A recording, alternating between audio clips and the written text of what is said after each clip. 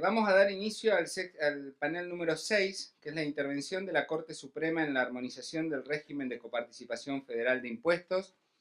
Este panel, para nosotros que somos la comisión, es más que importante porque creo que la presencia de los tres fiscales de Estado de las provincias de Santa Fe, Córdoba y San Luis, que ya van a ser presentados en su oportunidad por los moderadores, son los que vinieron a hacer lío al federalismo fiscal. Lo que no hicimos en la comisión, lo que no hicieron las 23 provincias, la Nación y Cava, el 24 de noviembre de 2014, de 2015, cuando nos despertamos y vimos que habían salido los tres fallos de la Corte por la detracción del 15% y los dos fallos de la Corte por el decreto 1399 que decretaba la inconstitucionalidad del mismo.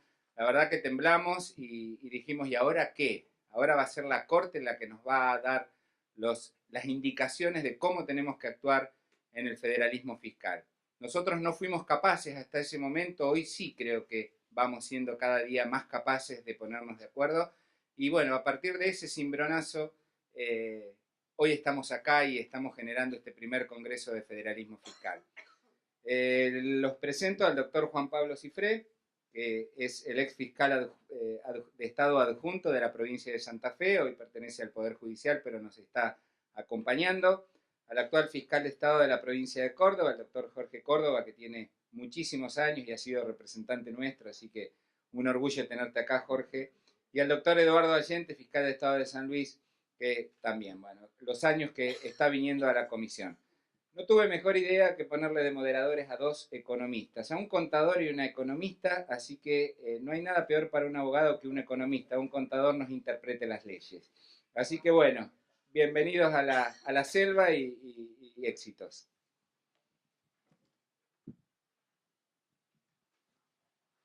Bueno, buenos días a todos y todas. Eh, es para nosotros un privilegio poder escuchar a los artesanos de estos reclamos y sobre todo porque estos reclamos generaron una reversión evidente en el reparto de la renta federal y implicancias que no son solamente jurídicas, sino también de relaciones entre nación-provincia y sobre todo un impulso o un estímulo para todos los que trabajamos en la Comisión Federal y creemos que es importante el aporte que podemos hacer desde cada uno de los lugares en los que estamos y remarcamos todo el tema del federalismo de concertación. Un poco esto es, de alguna manera, muy importante y ha sido remarcado en los distintos fallos. Entonces, un poco el disparador o mi primer, de alguna manera, pregunta sería, ¿cómo creen ustedes? Voy a preguntar al que más conozco, a Juan Pablo. ¿Cómo creen ustedes que ha impactado este federalismo de concertación o digamos, esto que ha impulsado en los distintos fallos, ¿no? Y bueno, ¿qué creen de eso, ¿no? De esta concertación entre partes. Bueno, ¿qué tal? Buenos días. Muchas gracias a la CFI, en primer lugar, por la invitación. Muchas gracias a todos los presentes. A Juan, también, por favor, por la invitación. Es realmente un honor participar de estas jornadas y un agrado ver a gente que hace un tiempo no veías. Patricia, bueno, Carlos por ahí también. Bueno, dicho eso, ¿qué pasa con esto de como lo han titulado, armonización llevada a cabo por parte de la Corte? Y yo me permití, había escrito, había preparado unas líneas, había dicho, bueno, la CFI y la Corte. Es cierto, la última palabra la tuvo la Corte y tal vez no hubo a veces el consenso político suficiente para que la función jurisdiccional que tiene de alguna manera acordada la Comisión haya sido cumplida o haya sido respetada y terminamos en última instancia en la Corte. Esto, como conversábamos antes, probablemente haya algún punto de inflexión y pueda ir modificándose. Lo conversábamos también hace un rato, el federalismo de concertación, como lo llamamos, pero volviendo a lo mejor a una terminología un poco anterior, la propia idea de coparticipación, no deja de ser uno de los capítulos del federalismo en su contexto, y de hecho tal vez el más importante, hacia a la misma subsistencia, sin federalismo fiscal, sin régimen de alguna forma de distribución de la renta federal, no hay ninguna posibilidad en un régimen como el nuestro federal de subsistencia misma de las autonomías provinciales y de la separación de los regímenes estatales. Y esto nace, todos sabemos, no vamos a volver sobre la historia y sobre cuestiones conocidas, pero ya sabemos, lo tenemos allá por la década del 30, y yo creo que nace y se va desarrollando y va mutando al hilo de sucesivas crisis, al hilo de sucesivos problemas, como práctica jurídica, de hecho, como práctica política. Y pocas veces y en pocos foros hubo posibilidad de detenerse a pensar esta, que me animo a decir, rama del derecho, esta rama del derecho importante. Allá por la década del 30, luego de las etapas de separación de fuentes primero y de concurrencia, si se quiere, de hecho, con la caída de los niveles de ingresos a través de las rentas de la exportación, de la aduana, y con la sucesiva recarga de funciones en el Estado Nacional, es cierto, se termina sancionando después de la proliferación de impuestos. En los años 30, la tengo anotada, no la recuerdo por supuesto de memoria, la 12.139, en diciembre del 34, empieza a regir en el 35, donde por primera vez se habla o se menciona esta idea de adhesión por parte de las provincias. Pero fue una práctica no pensada, la Constitución no estaba así estructurada. A lo largo del siglo XX hemos tenido algunas distintas leyes que han ido regulando esta, hasta llegar al 88, si se quiere, a la que es hoy nuestra base de ley de coparticipación. Pero también sin un gran pensamiento, un gran desarrollo sobre esto.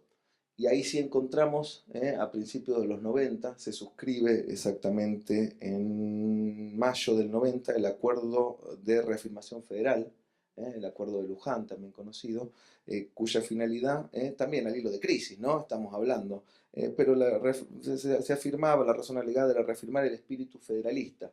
Se hablaba de reafirmar el espíritu federalista, pero el primer objetivo era promover la solución de los desequilibrios fiscales. O sea, vemos cómo el federalismo de concertación va atado también a dar respuestas a situaciones de crisis. Poco tiempo después, y en el ámbito y en el ánimo de lo que se adelantaba en el 90, alumbran el Pacto 1 y el Pacto 2, 92-93, lo tenemos justamente como frutos de estas ideas. No había mucho, alguna cosa vinculada a doctrina, pero tratamientos. Los primeros los situamos por aquel momento y encontramos justamente a la Corte dice poquito, de aquella época hay un caso que probablemente conozcan, Autotransporte Chevalier. En aquel momento la Corte lo único que hace respecto de este derecho intrafederal es resolviendo una cuestión de competencia, dice que esto tiene distintas jerarquías, una jerarquía superior, no mucho más que eso, no es una cuestión de competencia neutra. Pero ya en aquel momento y a la luz de estos pactos que se habían suscrito, la CFI sí empieza un trabajo más profundo y preciso de delimitación del sentido de estos acuerdos y de cómo se insertan los mismos en la estructura del derecho federal. Yo acá me había anotado, pero era muy trascendente la Resolución General Interpretativa 5 del 91, y en esta misma línea después se asienta en la 6 del 92, 8, 9, 7, 13, 14, 15, todas resoluciones de aquella época donde se trabaja con mucha seriedad el sentido y con mucha precisión el sentido de estos acuerdos. ¿Qué pasa? ¿Qué tenemos después? Volviendo, si se quiere, al plano normativo. Patricia, interrumpime cualquier cosa, ¿no? Estoy tratando... Vamos, pero quiero llegar al fallo para entenderlo, para terminar de entenderlo. Ahora saltamos. Tenemos la constitucionalización en el 94, pero de nuevo, no hay... La Constitución, en definitiva, consagra, se habla de la constitucionalización del derecho intrafederal, pero a lo sumo lo tenemos reconocido, jerarquizado, y en todo caso hay una respuesta en cuanto al nivel de producción, de cómo se produce este derecho, la necesidad de acuerdo y no mucho más que eso. Y en ese sentido nos desenvolvimos durante toda la década del 90, durante todos finales de los 90, todos los acuerdos del 99 en adelante que sucedieron, las modificaciones, de nuevo las sucesivas crisis, ¿eh? Y nos encontramos, y acá vamos llegando al fallo, y ahora vuelvo sobre eso, nos encontramos allá por principios de los 2000 con problemas en todas las áreas. Los pactos hacían aguas por todos lados.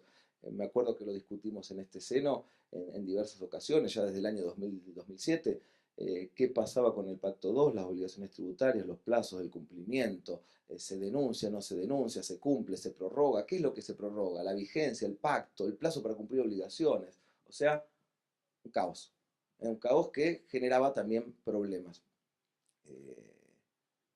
Creo que la CFI trabajó mucho sobre todo esto, pero creo que la Corte, una de las cuestiones principales, más allá de las cuestiones de tipo financiero, política, económica, que seguramente vamos a ir refiriendo, desde el punto de vista estrictamente jurídico, creo que la Corte con el fallo, yo marcaría tres órdenes de cuestiones que son trascendentales.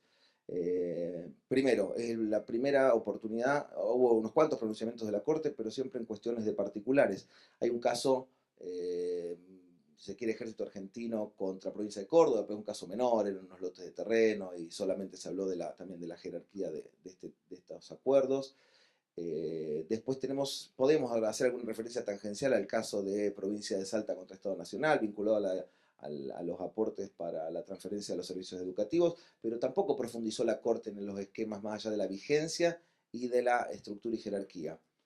En este caso, este fallo tiene, primer elemento, es un precedente que implica a varias provincias ya pleiteando directamente contra el Estado Nacional por un objeto pretendido de significativa importancia. No había acontecido algo parecido hasta el momento. Y el sentido del pronunciamiento de la Corte. Primero, ratificando la importancia de estos acuerdos, ratificando la indisponibilidad particular, individual de estos acuerdos, la necesaria concertación, ratificando la constitucionalización, ratificando que la inserción constitucional del derecho intrafederal tuvo como objeto el fortalecimiento de las provincias y en base a eso la derivación de la interpretación vinculado a lo restrictivo del carácter en el cual hay que interpretar las excepciones y entre estas las asignaciones específicas. Y yo rescato, que no se ha visto mucho, pero es algo que sí se había trabajado en el ámbito de CFI, yo rescato tres puntos importantes, después si quieren los ahondamos, pero yo creo que la Corte lo que ha dicho también nos sienta las bases para el desarrollo más preciso de esta rama. La tenemos ahí, sabemos lo que son los pactos, sabemos cuáles los pactos, las leyes de acuerdo, sabemos cuál es su jerarquía, sabemos en todo caso cómo se celebran o qué se puede o no hacer, quiénes lo celebran. Pero ¿qué pasa cuando el pacto empieza a flaquear? ¿Qué pasa cuando tenemos problemas de aplicación? Es más, problemas que se han presentado de hecho en la realidad. ¿Qué pasa con los incumplimientos? ¿Cómo se responde a un incumplimiento?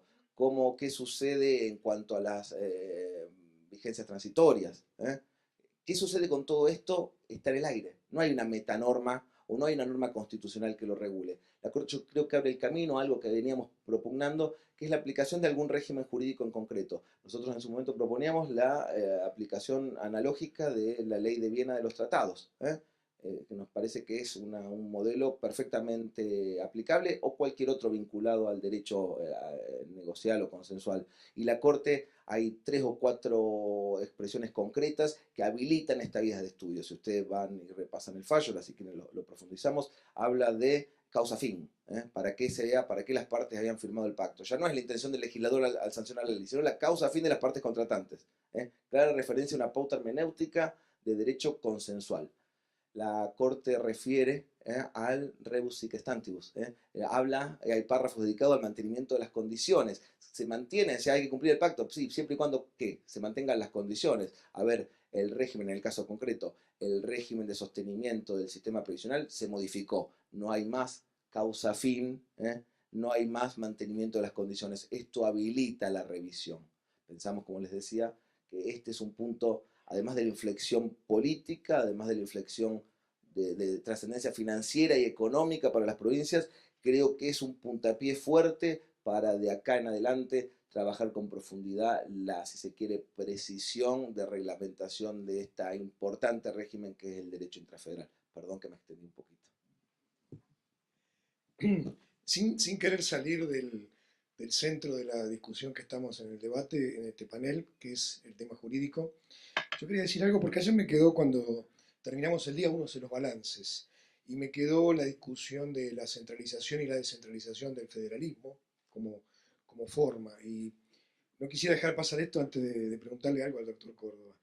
Eh, yo creo que estoy convencido, pero esto es muy personal, que el sistema federal que eligió nuestro país hace mucho, en 1853, no es ni el mejor ni el peor, pero es bueno. Yo no creo que haya que descartar un sistema por los problemas que acarrea, es decir, descarto la descentralización porque acarrea problemas, porque si no, de la misma forma debo descartar la centralización por los problemas que acarrea. Y creo que en Argentina, un país tan heterogéneo y con una geografía tan vasta y tan diferente, encontró en los que pensaron en ese momento una forma muy buena para desarrollarse, que es el federalismo, porque genera ocupación y genera desarrollo en toda su amplitud territorial. No sé si de otra manera se hubiera logrado. Si no nos ha ido tan bien en la historia en Argentina como quisiéramos, no es por haber elegido el federalismo y la descentralización, sino hay otros factores que bueno, es muy largo de citar acá. Yo creo que el federalismo es una forma elegida, es una forma que creo que puede darnos un éxito definitivo en algún momento dado y ser mejores de lo que hemos sido política y económicamente. No creo en la centralización como forma, para este país por lo menos no me gusta. En ese sentido sabemos que hay tensión cuando hablamos de federalismo fiscal y sobre todo porque hay distribución de recursos, a veces se habla mucho. No quiero meter, como decía Juan, siempre los economistas y los contadores hablamos de recursos, pero hay tensión y la tensión genera conflicto. Entonces un poco la pregunta es, doctor, ¿cómo ve que se tienen que resolver esos conflictos en este marco donde estamos trabajando por ser un país federal y descentralizado pero unido? ¿Cómo ve cuál es el mejor camino para resolver esos conflictos? Buenos días a todos. Muchas gracias a la Comisión Federal. Discúlpeme, la respuesta empieza por el agradecimiento inicial. Yo pertenecí como representante de Córdoba a este organismo, con el cual tengo los mejores recuerdos. Por eso el agradecimiento, a su vez referido a las palabras que la señora acabó de mencionar. Yo no he sido artesano de nada. Los artesanos han sido un grupo numeroso de gente de todas las áreas del gobierno de la provincia, estudio jurídico de acá, de la ciudad de Buenos Aires. Y quien habla seguramente aportó la escritura. Yo era un amanuense y que quizás alguna idea debo haber sumado, pero el esfuerzo grande fue concurrente entre varias, entre muchas personas. O sea que el mérito o demérito, como ustedes lo quieran llamar, al resultado de estas acciones judiciales que se han promovido en contra del Estado Nacional, fue el producto del trabajo de mucha gente, a la cual yo no puedo dejar de desconocer el esfuerzo y los méritos. Yo quizás sea el que esté en última instancia en ese ranking. Con relación a su pregunta, y antes de empezar, yo desconocía cómo era el procedimiento que íbamos a tener hoy. Yo también tenía algunas palabras referidas, o sea, desconozco en absoluto este mecanismo, pero dando respuesta a usted le estoy diciendo que estaría empezando por la última página de mi relato que iba a hacer hoy y que se refiere a las conclusiones. La problemática de la distribución de los recursos fiscales nació con la Argentina misma. Es una cuestión idiosincrática esta tensión que existe entre nación, provincia, ciudad de Buenos Aires, con el interior, etcétera, como ustedes lo quieran nombrar. Y desde el comienzo de la argentinidad está presente esa discusión. Yo personalmente asumo la postura de que no hay hoy, y en esto quiero ser concreto porque tomando un poco la experiencia de la Comisión Federal de Impuestos, acá se maneja plata, números son números y vamos a los bifes, como se dice. O sea, yo no voy a darle vuelta ni voy a escabullir la respuesta. Concretamente, esta problemática, es decir, hoy en día, en el contexto que nos encontramos de crisis política, económica, social, etc. Hoy no hay ningún proyecto político serio que quiera conducir a la Argentina hacia un futuro de seriedad sustentable en materia política, económica y social, sin que pueda llegar a superar el meollo de la distribución de los fondos fiscales de la coparticipación federal de impuestos. Y para quien habla, y lo digo absolutamente a título personal, La única manera de resolverlo es respetando la Constitución. La Constitución Nacional ha consagrado para su gobierno el sistema, el régimen representativo, republicano y federal. Ahí está la solución, no está en otra cosa. ¿Qué ha sucedido? Desde el origen mismo, desde la organización nacional, ha habido un federalismo declamado por todas las provincias y un unitarismo realmente exacerbado en la práctica, en la realidad económica, social y política, que ha generado y ha ahondado esa tensión entre las distintas jurisdicciones. La solución, repito, está en respetar la Constitución.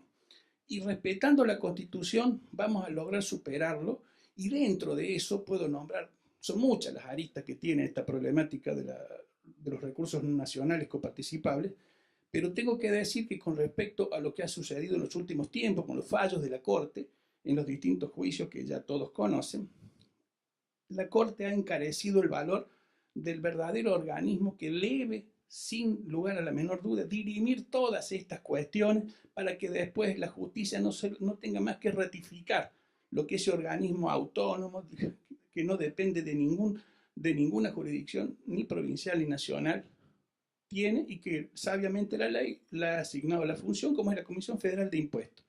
Yo creo que la CFI, en su momento, cuando por lo menos me tocó a mí participar como representante alterno de la provincia de Córdoba, se encontraba en una posición en donde yo advertía modestamente, y viendo simplemente con un observador, que las decisiones, las resoluciones, todos esos mecanismos internos que tiene de procedimentales la CFI terminaban en decisiones que quedaban en un ámbito de inocuidad. ¿Por qué?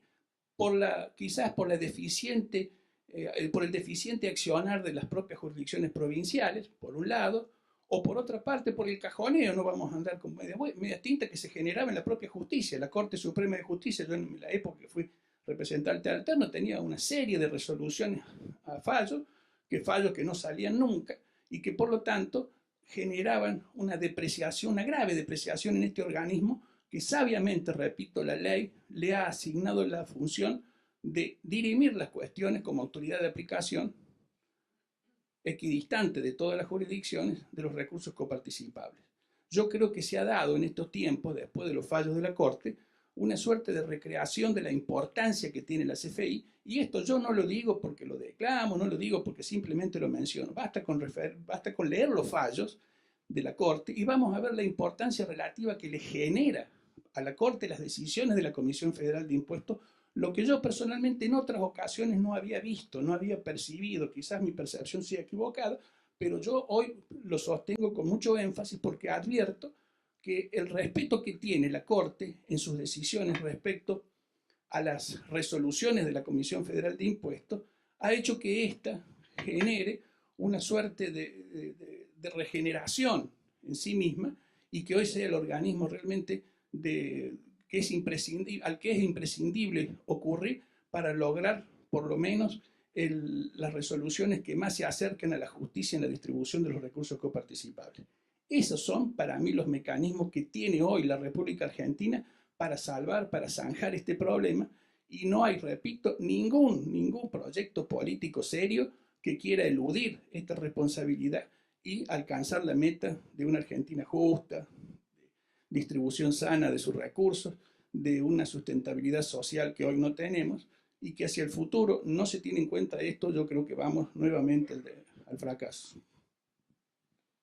La verdad, si uno quisiera tener en cuenta o quisiera proyectar una conclusión de esta comisión, nos ha dejado, a mí por lo menos me dejó impactado, doctor, porque faltaría cerrar la idea juntos desde el punto de vista económico, pero creo que ha dado el meollo, que además, mencionando el fallo de la Corte, que dice cuál es el rol, que acepta cuál es el rol, y que además invita a utilizar como rol, yo eso lo tengo presente en los fallos, y nada mejor dicho para esta comisión. Está bien, un poco es el ego, ¿no? Que uno dice, me tocaron el ego y me pusieron contento, pero no, creo que indudablemente que hay que respetar la Constitución. Desde ya que soy un defensor del federalismo en Argentina, creo que no hay otra forma para Argentina, con sus fallas, con sus defectos, pero por otro lado, sí, el rol de de la comisión es clave, y ya eventualmente nos va a pasar, y te lo pregunto, Eduardo, que como la Corte dijo cuál es nuestro rol, ¿cómo ves vos qué pasaría si no lo tuviéramos o si no lográramos, si bien estamos trabajando muy bien, asumirlo verdaderamente? ¿Y cómo ves ese rol de la comisión? Bueno, igual que mis colegas, primero agradezco a la comisión la invitación. Me siento muy cómodo, he participado también de varias reuniones. Creo que es un organismo técnico de muchísima importancia y me siento honrado por poder estar acá hoy charlando con ustedes. Coincido totalmente con lo que decían mis colegas fiscales de Estado. El gran problema que tiene la Argentina, como decía Jorge recién, es que desde nuestros orígenes hemos tenido un divorcio entre la ley formal y la ley material. Es decir, uno lee la Constitución, las leyes inferiores, todo, y se imagina un país y después la práctica está muy distante de eso. Pero no pasa solamente con el tema tributario fiscal, pasa en todos los órdenes jurídicos del país. Y por eso, bueno, los tribunales tienen quizás tanta carga de trabajo porque continuamente vamos a pedirles que digan o que nos expliquen qué dice la ley. Como decimos los abogados, las leyes dicen lo que los jueces dicen que dice. ¿Está bien? Y por eso es que hemos tenido que molestar en tal forma últimamente a la Corte Suprema de Justicia de la Nación. Si uno lee la Constitución del 53 que vos contabas recién y la forma de federalismo que adoptaron los constituyentes, los primeros constituyentes de la Nación, el sistema tributario era re sencillo, porque básicamente estaban los impuestos de comercio exterior para el Estado Nacional, el resto en principio todo para las provincias, salvo una facultad concurrente, pero todos recordamos el cuadro tan gráfico que ha hecho el doctor Berté acá de la comisión del laberinto de la coparticipación, y uno decía, ¿cómo llegamos a esto? Decía, leemos la Constitución y ¿cómo llegamos a este desastre? Era imposible de entender. Y todo esto se fue solucionando a partir de necesidades puntuales y periódicas a través de los pactos fiscales. Esos pactos fiscales, digamos, fueron solucionando fotos, digo yo, ¿no? En determinado momento había un problema de financiamiento del ANSES con el sistema de ahorro y capitalización que se había hecho en la década de los 90, y bueno, las provincias confluyeron con aquel acuerdo donde autorizaron al Estado Nacional por una ley convenio a traer de la masa ese 15% para solventar el sistema que se había quedado sin financiamiento periódico, digamos. Y así, digamos, se han ido alterando todos estos sistemas de coparticipación y nos obligó a llegar a esta instancia a la Corte Suprema de Justicia de la Nación. Pero hay una visión que es de todo el país, incluso nosotros muchas veces no levantamos la voz, porque en el fondo somos todos, por ahí se nos escapa, pero mucho más unitarios que federales. ¿Cuántas veces leemos en las noticias que dicen, por ejemplo, San Luis, me pongo de ejemplo, Córdoba, San Juan, el que sea, dice, recibe de la nación el 70% del presupuesto y el resto es propio? No, discúlpenme, el 70% de la coparticipación es de San Luis, de San Juan, de Córdoba, de Tierra del Fuego. Y hay pocas voces que se levantan en ese sentido. Acá el sistema tributario son delegaciones que las provincias le hemos hecho al Estado Nacional. El Estado Nacional es un agente de las provincias que recauda y distribuye. Pero la plata es de todos. Y esto, o sea, podemos leer en los periódicos más importantes economistas, no nos vamos a pelear con los contables economistas, pero este es un discurso de lo más habitual en la prensa y nadie, nosotros mismos muchas veces no salimos a discutir esto. Es decir, mira, la nación no me regala la plata sale de cada una de las provincias. Es más allá de las realidades económicas y productivas de cada una de las regiones del país, lo cierto es que muchísimos elementos o cadenas de producción están en el interior del país y quizás toda la riqueza que sale del interior se factura en Buenos Aires. Por ejemplo, en San Luis hay muchas sociedades que cotizan en bolsa, se debe repetir en muchísimas provincias, que tienen grandes extensiones de campo, de ahí sale soja, maíz básicamente, pero eso no se factura en San Luis, se factura en Buenos Aires, o se facturará en otra provincia. Entonces, el sistema tributario es tan complejo que uno no puede ver solamente donde se factura un impuesto para decir esta jurisdicción genera tanto y la otra genera menos. Es muy difícil de saber cuánto aporta cada provincia al sistema de coparticipación. Pero no nos olvidemos nunca y defendamos, y creo que es una tarea muy importante de la Comisión Federal, defendamos esto de que los impuestos que se coparticipan son nuestros, son de cada una de las provincias y la nación es meramente un administrador. La Corte, sí. Una sola cosa, Patricia. La verdad que me deja impactado, Eduardo, me dejas impactado porque fíjate cómo cambiando una coma interpretamos la cosa diferente. Muchas veces se suele decir eso. La provincia tal recibe de Nación el 70 y genera el 30, porque no estamos entendiendo, no estamos aceptando que ese recurso se está generando en todo el territorio. La verdad que es una observación muy Mira, yo les cuento algo. Importante. Cuando en el año 2007 Alberto Rodríguez Saque era gobernador de San Luis, empieza a plantear el tema de hacer estos juicios por la coparticipación, hubo un gran debate, y siempre estos debates tienen base en lo político, ¿no? Pero la verdad es que había muchísima gente, y era muy discutido en nuestra misma provincia, diciendo no tiene razón, está mal lo que plantea, y casi como diciendo la provincia recibe esta dádiva del Estado Nacional, la coparticipación es un regalo que nos hace la Nación, y no hay juicio, vamos a perder todos los juicios, lo cual nos llevó a hacer un plebiscito. En San Luis es un plebiscito para ver si la gente estaba de acuerdo o no en hacer estos reclamos judiciales. Y ese plebiscito obviamente tuvo un amplio resultado positivo y en base a eso se iniciaron todos los reclamos por coparticipación. Hoy tenemos 14 juicios en la Corte, casi 10 de ellos son por los temas que falló la Corte en estos 2 fallos que ya tenemos hoy en cuanto al tema de las asignaciones específicas que ha sido tan manoseado. Y bueno, yo creo que yendo a esto, la importancia del rol de la Comisión Federal de Impuestos lo ha puesto de relieve la Corte, como bien citaba recién Jorge, en los fallos que ya ha dictado.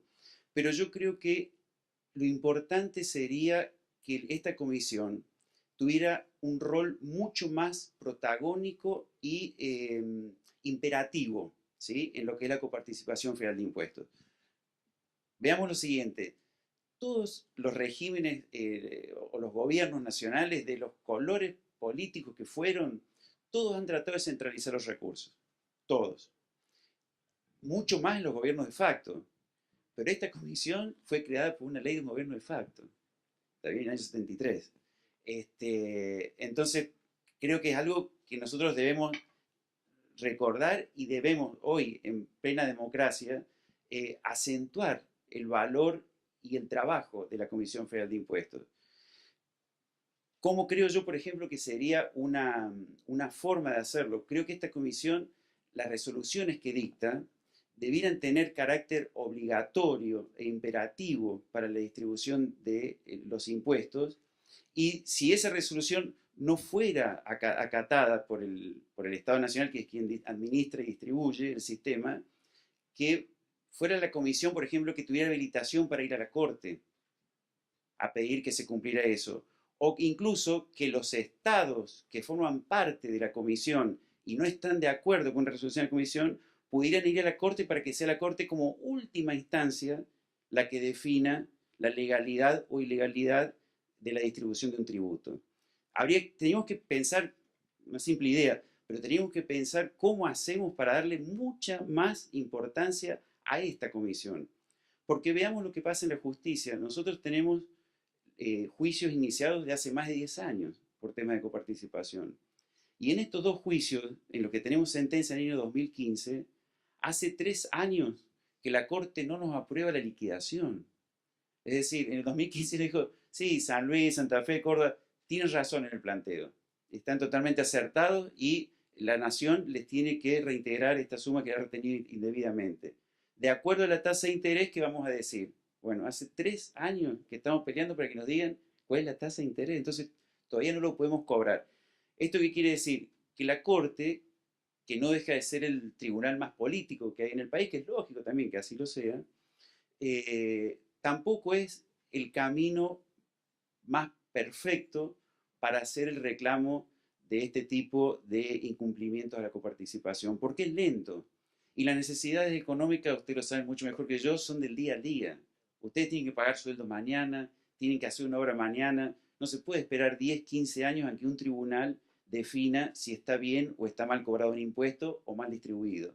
Entonces, creo que fortaleciendo muchísimo más el rol y la imperatividad de las resoluciones de la Comisión es como podríamos hacer más federal este sistema.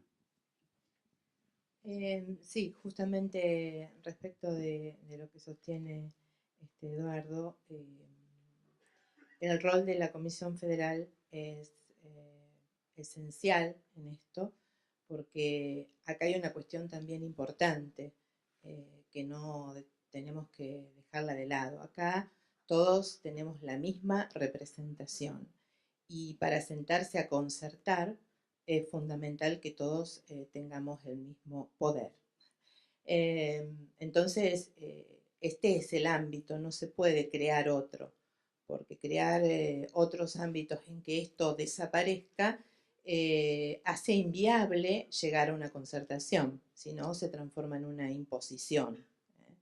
Entonces, es fundamental también lo que dijo Juan Pablo respecto de esta beta que se abre, ¿no? Este federalismo que hay que comenzar a transitar y que en el fallo aparece, ¿no?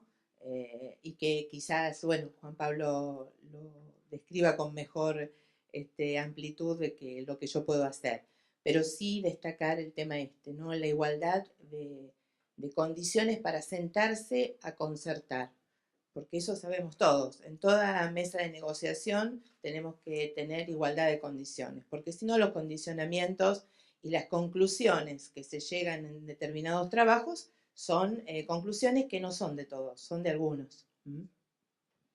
Bueno, pavada de conclusión nos queda en el debate del panel.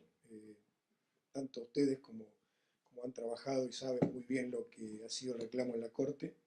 Cada uno ha estudiado, porque se nota en cada uno de los comentarios, y nos incitan a seguir trabajando, nos invitan a seguir trabajando, y tanto la justicia hace y nos pide que sea la comisión quien dirima estos conflictos.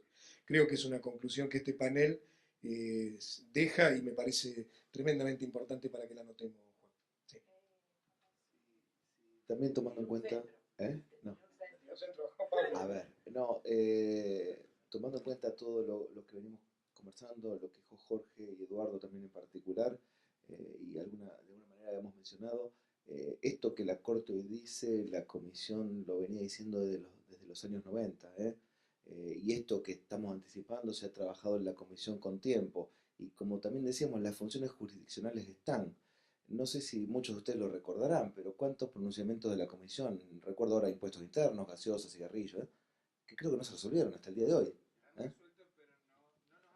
Bueno, se resuelve en la Comisión, pero fueron recursos ordenados ante la Corte.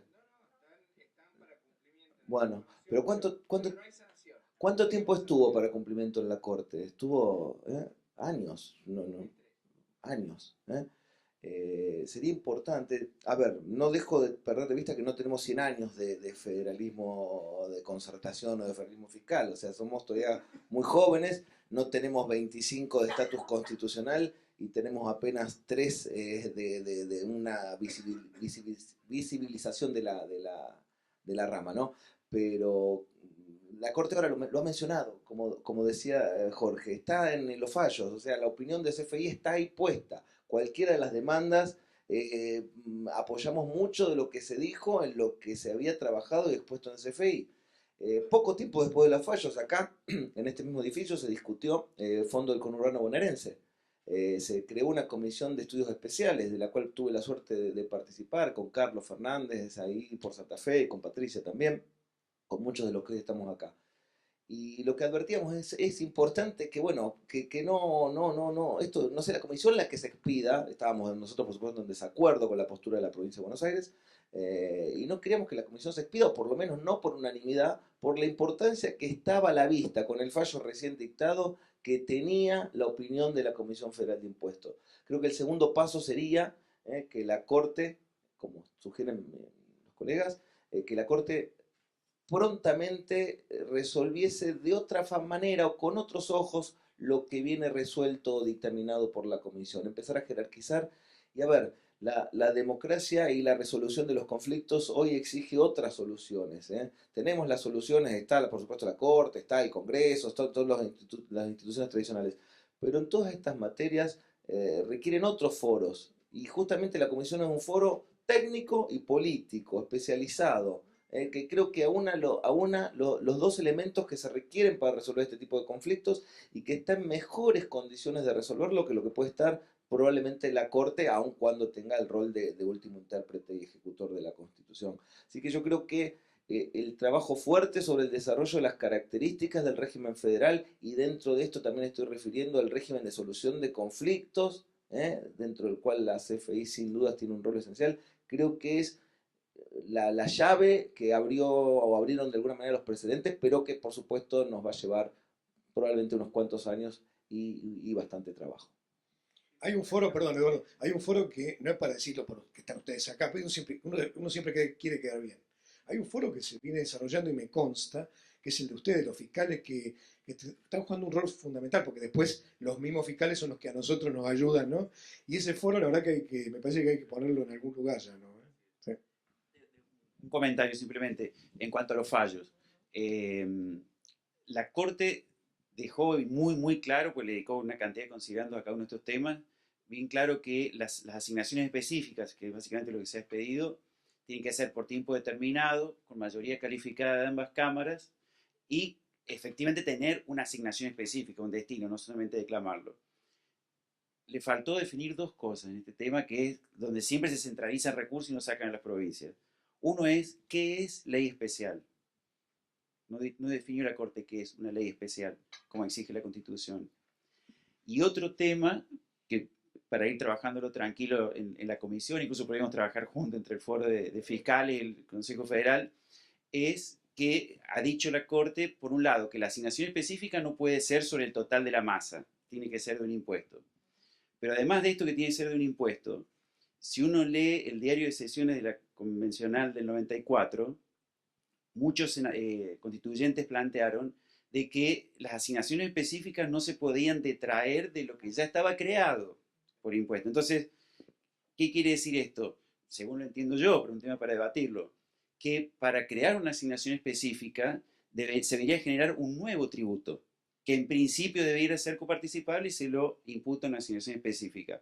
Pero no se podría hacer, por ejemplo, una asignación específica sobre IVA, ganancias o algún tributo que ya exista, porque se estaría modificando de esa forma la ley convenio que tiene una supremacía constitucional dada por la Corte. Digamos, son dos temas para analizarlos y para trabajarlos, y que seguramente va a traer un punto de conflicto pronto. Bueno, creo que si la idea del panel era alcanzar conclusiones, alcanzamos las que queríamos holgadamente, ayudados por siempre los abogados que nos ayudan. No existe ese disenso, no, por eso. Ese disenso que quiso instalar no existe, nosotros trabajamos complementariamente. Así que vamos a cerrar. No, me quedé reflexionando A sobre ver, el disenso, a ver. pero No, porque el disenso ese no existe, nosotros trabajamos complementariamente con los abogados. bien, eso es cierto. Realmente, cuando los abogados que están ahí, los fiscales de Estado, lograron llegar al fallo de la Corte, los economistas temblaron, los contadores temblamos, porque había que implementarlo. Hoy quise tomar revancha, que los economistas los hagan trabajar a ustedes.